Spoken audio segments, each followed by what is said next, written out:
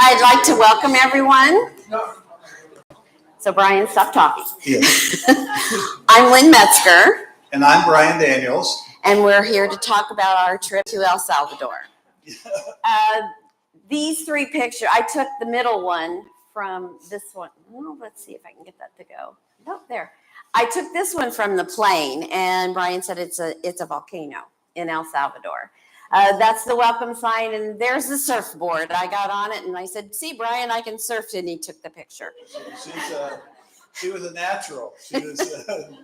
I sent it to my daughter, and she says, "Mom, you get down from there, no getting hurt." And I said, "Everyone should be in work boots on a." All right, this is iCare International. Brian, do you want to talk about that? Sure.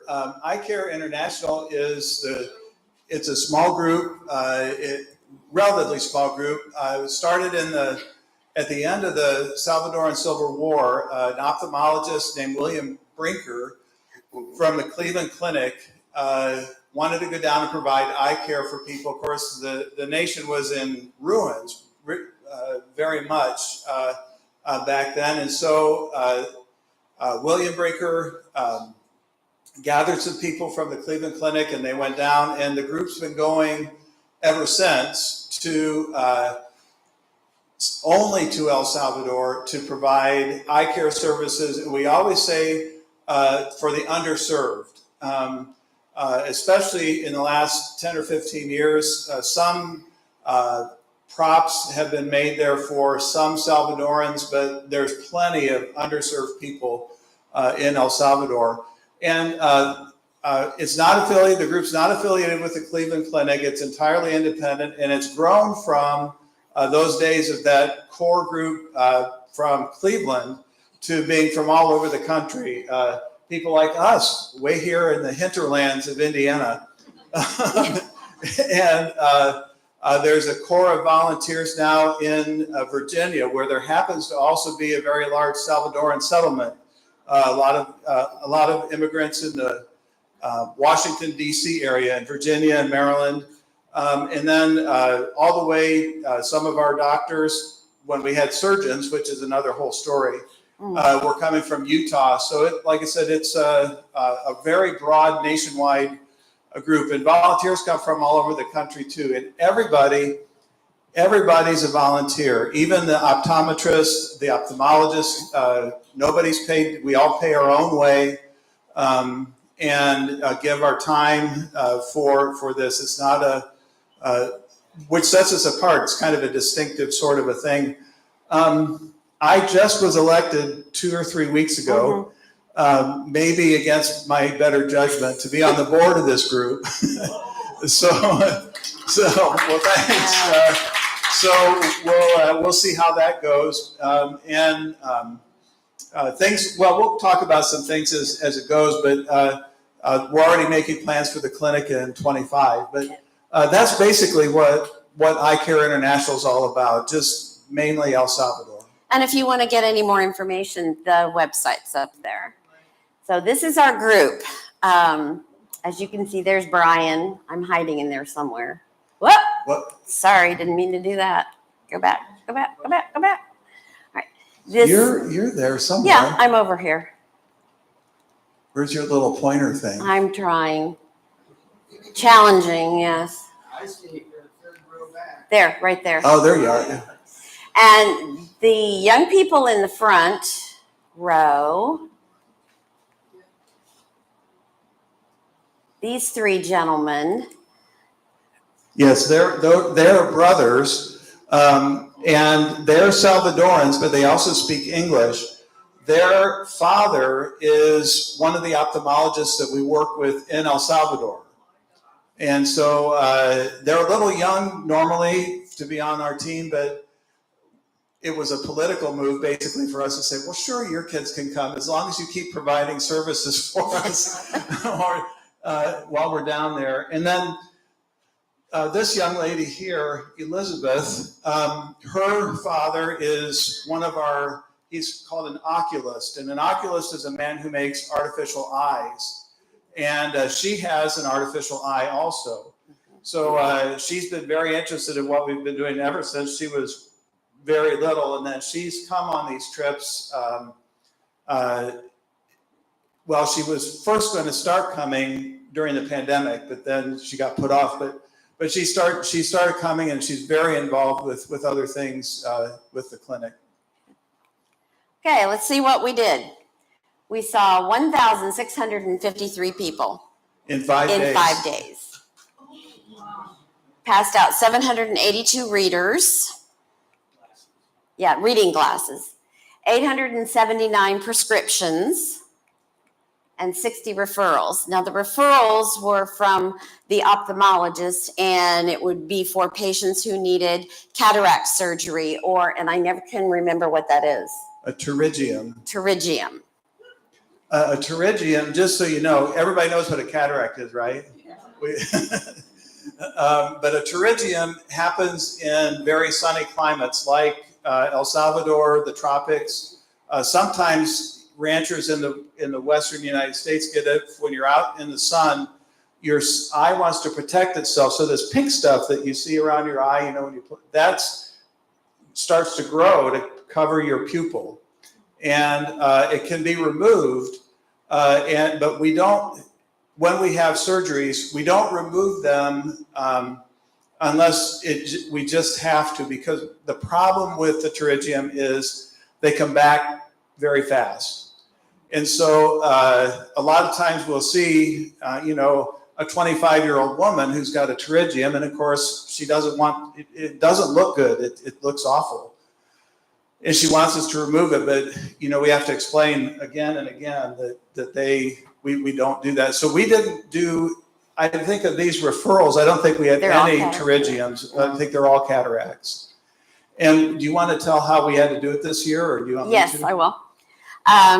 We had a problem. Normally they go earlier in the year, but they had a problem trying to figure out, since they weren't able to do surgeries, how they were going to, take care of these people. Well, they made contact with an ophthalmologist in El Salvador, in Santa Rosa, and he agreed to do 10 cataract surgeries at a reduced price, because the president of El Salvador didn't want Americans doing surgery. He either wanted them in a operating room with El Salvadorian doctors, and no hospital's going to want to give up their operating room for a week.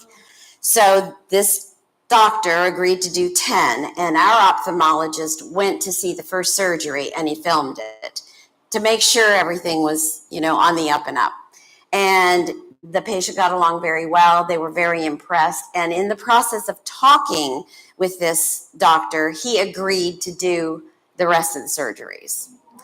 And he is putting the group in contact with other ophthalmologists in the country. So hopefully we'll be able to do more with our next visit in January. Did that cover it? That does cover it. That is a change for our group, though. When an American ophthalmologist goes in, there's no cost. With the Salvadoran, these 10 surgeries were $450 a piece that we paid out of our treasury, which thankfully we have the money, so that's not it. And then I missed the board meeting where I was elected. Does that sound familiar when you're not there? I'm not on the board, and I was there.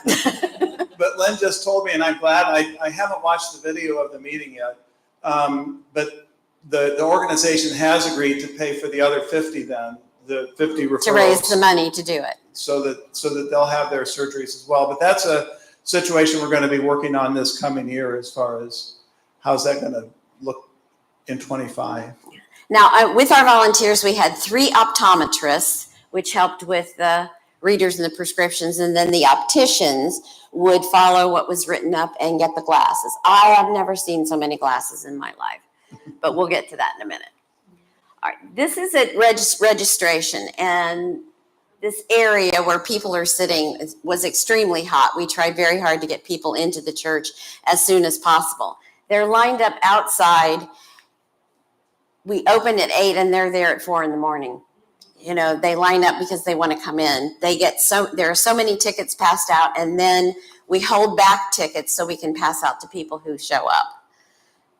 Yeah, it was beastly hot too. It was it was unusually hot for where we were. Even the people living in Santa Rosa de Lima thought it was hot. Yeah, that's the town we were in, and they said, "Boy, this is hotter." And it was over 100 degrees most days, and the heat index was higher than that even. So it was awful in that way. The people were great, but the temps weren't. And to me, they were I wouldn't stand in line that long, would you? And, they were very patient with the whole process and just wonderful people, just great. All right, distance vision was where I worked for the clinic. And what you're doing is you're testing their 2020. 2030 is what we go to. So you have several people involved in the process. So this would be a person holding, the M. Is it going this way, this way? I know you've done that before. That's Lynn right there. You don't have to point me out, Brian. Let's see if I can get this to work. Maybe. Oh, there. That's me back there. We took turns, and then this is just one of the little girls that we tested. And the little black thing, it covers up one eye so they can look through it. And with her, we had a child chart, and it was. What was with the hand? Yeah, it's a hand. Letter. So she just did her hand that way. She was really cute. In the church, the American volunteers are down here, and this little girl is 20 feet away, trying to get a gauge for how well she can see. And this young man in the white shirt, you'll see a lot of Salvadorans in white T-shirts. Uniforms, yeah. In addition to the Americans who go down, the North Americans who go down, we couldn't do what we do without these mostly college-age, young adult Salvadoran volunteers who help with everything from translating. A lot of us know enough Spanish, good Spanish, but we don't get the slang or the local idioms and all that. And they do that all the time. So it's really good to have their help as well. Yeah, we had seniors that came in, and they were wonderful. They were so helpful. My translator said I was too formal with my Spanish. And this is the group that did the distance vision. Now, when we did pre-screening, which is like the week before clinic, I was fortunate enough I got to go because I went with Brian. And normally they don't let a first-time person go, but I did near vision. And she did a great job, by the way. We went out to the villages and the smaller towns to pass out tickets and to do some pre-screening. So when they came to the regular clinic, they could skip the near vision and the distance vision and start right on number 4. As you can see, all they had to do was look at the chart and read it. I got an interesting education because how do you write your 7s? I just go like this. Well, they put a little bar in there. When they were reading the numbers on the chart, for 1s, they would say 7 because it had a little top to it. And it was like, okay. Or no, the 7, they would say 1 because it didn't have the bar across. So once I figured out, they're still reading it, I was okay. I preferred to stick with the letters rather than the numbers. Okay. So neutralizing, refraction, and spot screener. This is a neutralizer. I'm going to let him explain. Yeah, this is the station where I work. The neutralizer, these are my sister's hands. My sister used to be a nurse at the Cleveland Clinic. But what we do is people who come to the clinic who already have glasses, when they get to our area, we take the glasses, and this device, I don't know why they call it neutralizing it. It sounds like they're taking out terrorists or something. But what this device does, and it reads their prescription.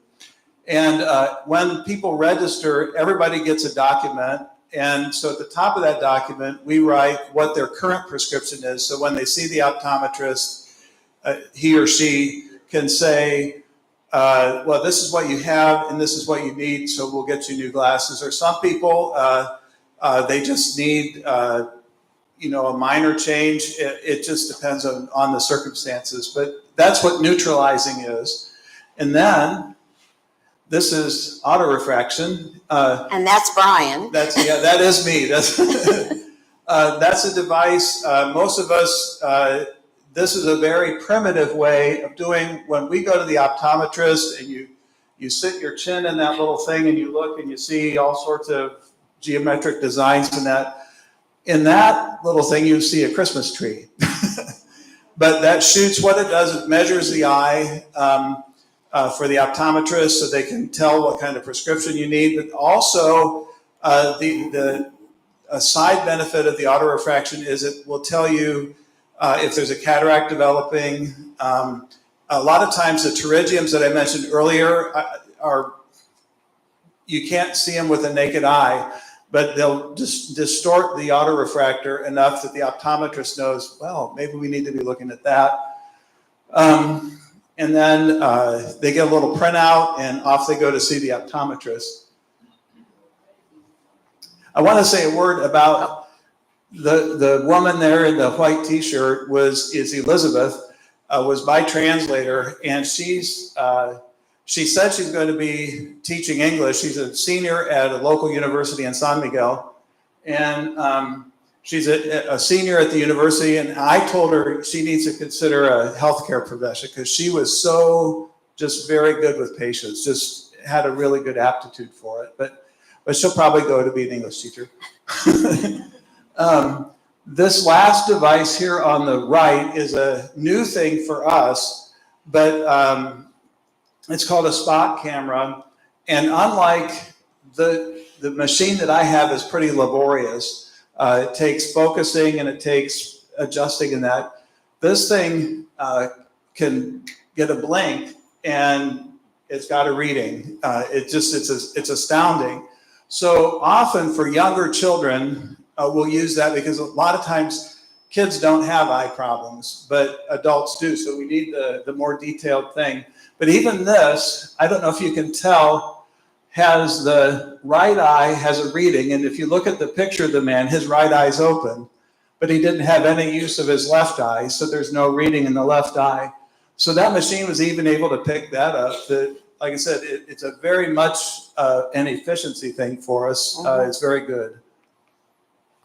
So this is optometry. These were two of our optometrists. We had three. John is from Cleveland, and then the other two ladies were from California. They go here after they've gone through registration, distance vision, near vision, refraction. And then the optometrist takes all that information and makes recommendations. Is Doris here? Doris Carpenter? Oh, you're here. John is an optometrist in Avon Lake, which is right near where your son lives. They're in Avon. I think they're sisters side by side. Did I skip? All right, this is consultation. Not every patient goes to consultation, but as you can see, he's rechecking and using a different machine, and then he's sitting there waiting because he doesn't have a line like we do for the rest of them. And one of the functions of consultation, in addition to referring people to a Salvadoran ophthalmologist for surgery, is there are lots of conditions that we've never been able to take care of, but they can refer to other doctors in El Salvador, like glaucoma, macular degeneration, some things like that. That again, the optometrist might get a hint of it, but if they need to be referred for another eye problem, this guy is also named John. John can say you need to see an ophthalmologist. The downside, again, and we're hopeful that these new relationships with Salvadoran ophthalmologists will help fill the gap. The downside is that most of the people that we see will probably never go to San Salvador or San Miguel to go see an ophthalmologist. We can tell them they've got a problem, but that's often the furthest it'll go. But at least we're trying to help them know that they have a problem. It can be transportation, it can be money. Yeah. Mhm. And he got to sit in the air conditioning. The only person in the whole clinic that got air conditioning. He says, "Come on in." All right, prescriptions, readers, and sunglasses. I'm going to try and use the pointer. These are readers here. And then this back here are sunglasses, and then we've got some prescriptions are behind. This young man was very happy that he could see. In these boxes, this amazed me. You can see all they're all prescription glasses. And they're all cataloged, they're all in the computer, they're all neutralized so you know exactly what the prescription is.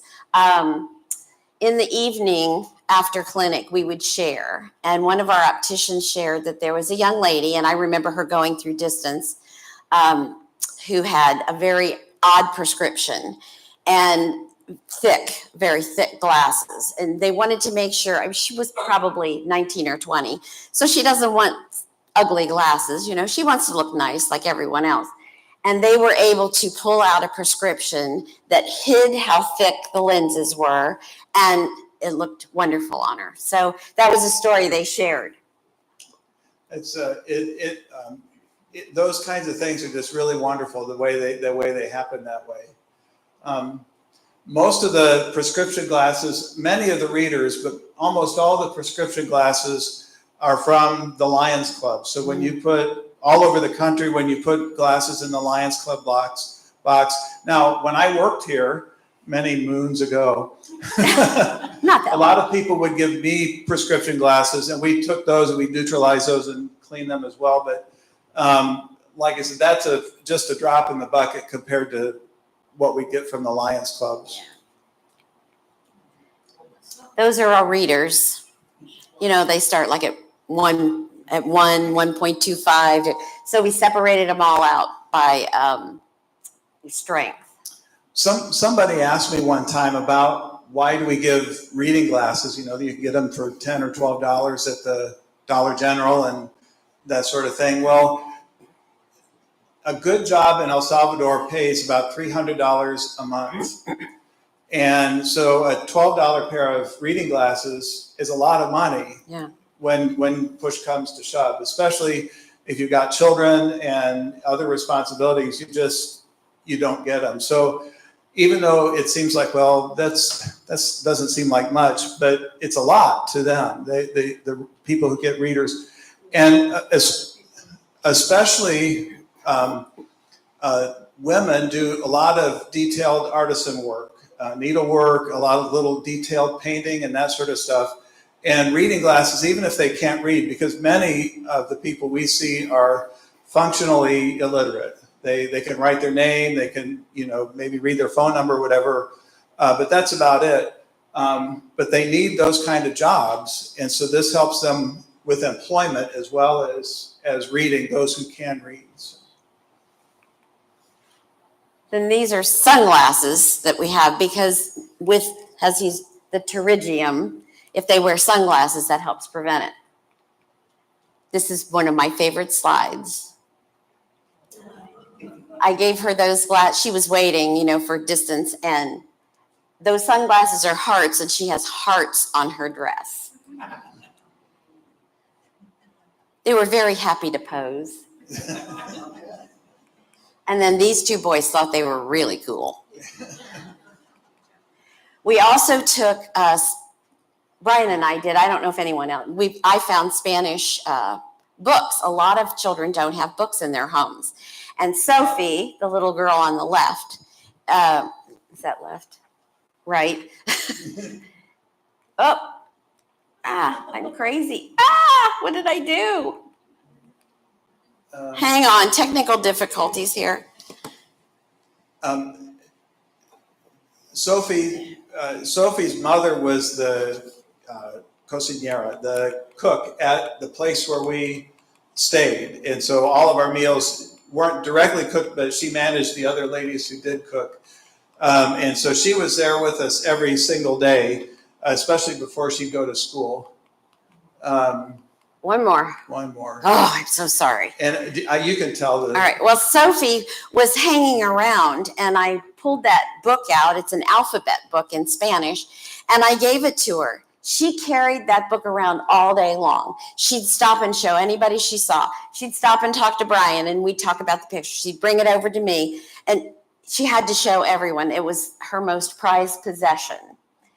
And then Brian. Yeah, I have a high school friend who wrote a children's book, and he had it published in English and in Spanish. So he gave me a couple copies of that book to take. So you can't really tell. I can tell because I know the cover, but I was giving that little girl that book. And then one of the things that a lot of us used to do, but I think, again, we got out of the habit because of maybe the pandemic, but we all used to like go to the thrift shop and see a Spanish language children's book. And they're pretty lightweight and they, because you can only take 50 pounds in the suitcase, but you find some that are in good condition and pass them out and the kids love them. Because they don't have many books. It's a different situation than what we have. And Sophie became my best friend. Oh, she did. Faye McManama put together bracelet kits, and that's one of the bracelets. But I was passing them out to our helpers as well as some of the teenage kids that went through. And the boys came up and said, "Can we have them too?" I said, "Sure." They were excited. Stephen, shoot, I am not very good at this. There we go.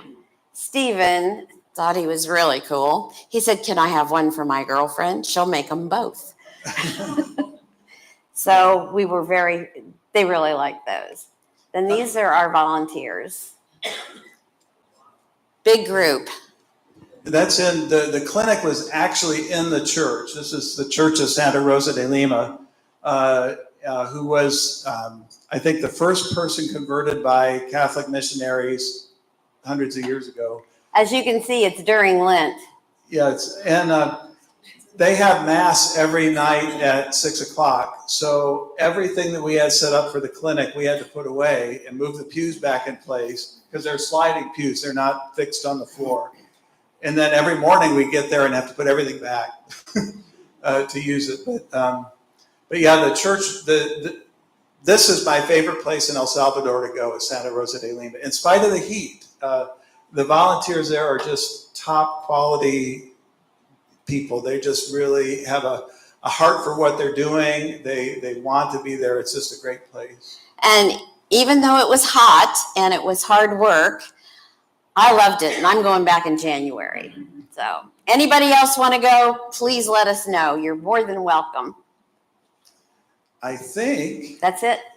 I think we have 3 minutes left for anybody questions. Anything? Devon. When you go out to the village, how do you decide, how do you select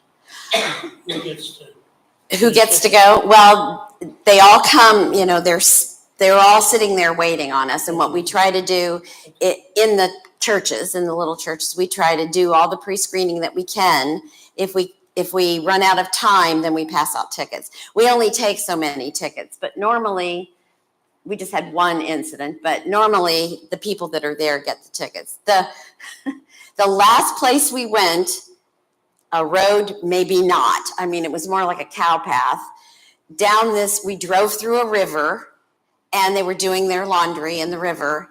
Drove past. It was so cool to see. Yeah, parked the van. We go into this little church. All 35 of the people that lived there, I'm sure, were there. And then the cows run down the road. It was awesome. It was, and of all the places we went, they made sweet bread for us and coffee, and they fed us well. They did. It was really a neat spot. Such gracious people and so appreciative. I just have a question. Since he's not here to collect glasses, do you want us to keep collecting them or what? We have a Lions Club box. If you, I would do that. Put them in the Lions Club box. Do what now? Put them in the Lions Club box. I don't know where that Is is. it at the courtyard dining room? It used to be there. It's in the sunroom of the hub. It's Sunroom in at the hub. In the sunroom of the hub. It's on the floor Okay. Out of all those, is there any way that you could tell, the percentage of those that needed glasses? I mean, were there a lot that went through that?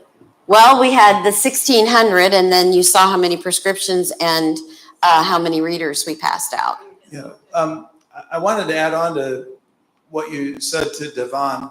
Especially when we're out in the pueblos or the villages, if somebody's 35 and over, we try to especially make sure that they get a ticket. Yes. A lot of times, again, school-age children, younger adults, I mean, we'll screen them, but they don't need to be registered or anything like that. Most times they're- the vision problems usually start with people just like here in the mid-30s in that. So that's kind of a breaking point too for us. And if they screen at 2030, then they're dismissed. They don't have to go any further.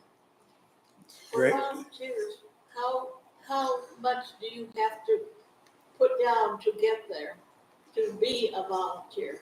Oh, To be a volunteer was a question Grace asked. The week's room and board per week is about $400, and then you have to pay for your own flight.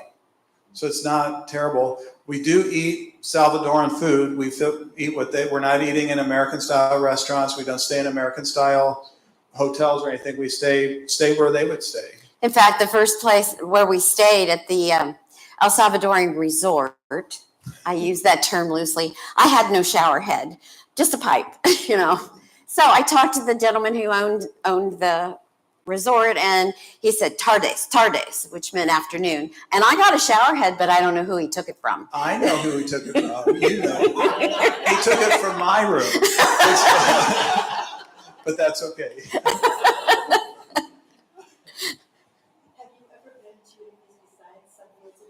Oh, yeah. Yeah, that's actually a good question. The clinic, every year we try to go on a 4-year cycle. We go to Perquin, which is in Morazan, and then Santa Rosa de Lima, and then La Libertad, and then up in I guess it'd be the northwest area, Sonsonate or Wayua, and then from those places we go, like I said, out into these villages and try to bring people in.